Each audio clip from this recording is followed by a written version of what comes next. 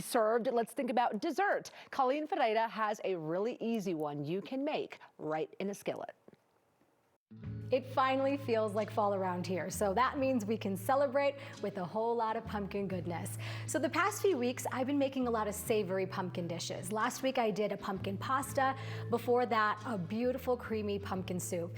My sweet tooth is finally kicking in and saying, give me something sweet, cinnamony, pumpkin-y, all those great flavors of fall in one gorgeous dessert. So today we're making a skillet pumpkin souffle. I use the word souffle, that term, pretty lightly here because honestly, this is going to be like a great big skillet pumpkin pudding.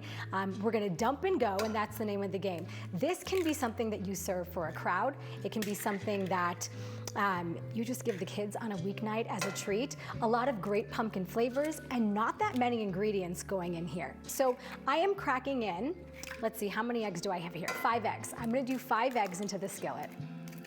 We're gonna do everything right here in the skillet, and when we bake this, it's just gonna be beautiful. And it's gonna be bubbly, warm, full of that fall goodness, and we're gonna top it with some fresh whipped cream for the ultimate pumpkin treat.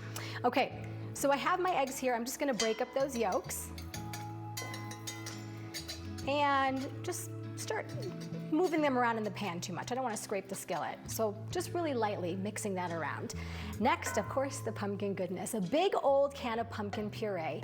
You know what, I haven't reached the point yet where my kids are old enough that I can roast a pumpkin and do all that. Too many sports practices, too many dance practices. So for me, right now, semi-homemade is really the best way to go. And they make it so easy for you when they already have such great pumpkin, pure pumpkin puree, I should say, in the can right there. Some awesome pumpkin spice and some vanilla extract. And then this is a pudding mix that I'm adding in here.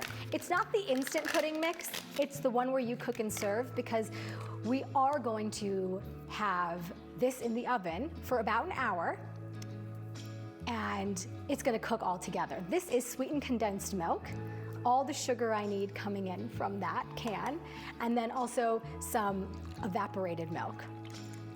Okay, I know it looks a little soupy right now, right? But we're gonna stir this together and we're gonna pop it in the oven. And all of those flavors are gonna come together.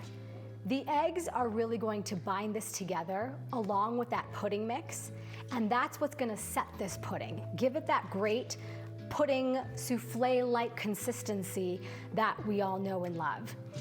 Very familiar ingredients to a pumpkin pie. You can even do this as a gluten-free version to pumpkin pie if you want to ditch the crust this year for any of your holiday dishes. This has honestly just become a fan favorite because it's just cooking in the skillet.